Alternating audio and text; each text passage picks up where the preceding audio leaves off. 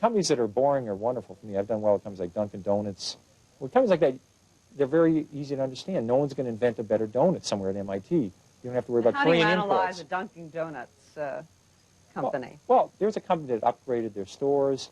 It spent a lot of time on the quality of their product. They really spent a lot of time to have a china cup. Their cup was worth over $1 instead of just having a piece of paper or a plastic cup. They said, we want to deliver something very good to the consumer.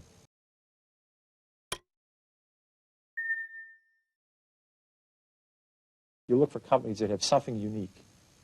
Like an example would be Toys R Us when I first found that. You know, they only had 7 or 8 stores. You said to yourself, this concept could have 200 or 300 stores. Now, by nature, some of those companies might be very boring. Well, yeah, that's terrific. That's great. Companies that are boring are wonderful for me. I've done well with companies like Dunkin' Donuts. Well, companies like that, they're very easy to understand. No one's going to invent a better donut somewhere at MIT. You don't have to worry about Korean imports. How do you analyze a Dunkin' Donuts company? Well, there's a company that upgraded their stores. It spent a lot of time on the quality of their product. They really spent a lot of time to have a china cup. Their cup was worth over $1 instead of just having a piece of paper or a plastic cup. They said, we want to deliver something very good to the consumer. They really worked on the quality of their coffee. You know, every 15 minutes they'd throw it away, and they'd cook it within 3 degrees of the right temperature. They really cared about all that. Did you find that in an annual report? No, you had to go visit them and talk to them. But you could find it out. You'd say, this is something that really makes sense. And the nice thing about it is, if somebody comes up with a good donut system, and they really have a great concept, it's in the state of Washington, it's not going to affect Dunkin' Donuts if they're located in Virginia, if they're located in Massachusetts. Now, how did you stumble on legs? This is a product my wife said worked very good. And at that point in time, I did a little bit of research, and I found out the average woman goes to the supermarket about twice a week.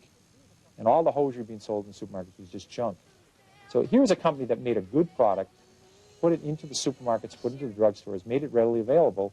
It was an incredible success. It was the most successful product of the 1970s after Pampers. But Pampers was part of a very big company called Procter & Gamble. This is part of a relatively small company called Hanes. So the stock was a huge success. It was eventually bought out by Consolidated Foods, a company who's now called Sara Lee. If it wasn't bought out, I think it would have been a 100-bagger instead of just a 10-bagger. It was a big success. At what point do you decide in a company to cut your losses? It's only if the company's doing poorly. If you bought a company because you thought this new product was going to work, or the aluminum industry was turning around and you know something about the aluminum industry, if all of a sudden the product isn't working or the industry's getting worse, if you're wrong in the fundamentals, then you sell. If the company's doing fine and the stock goes down, that's a great opportunity.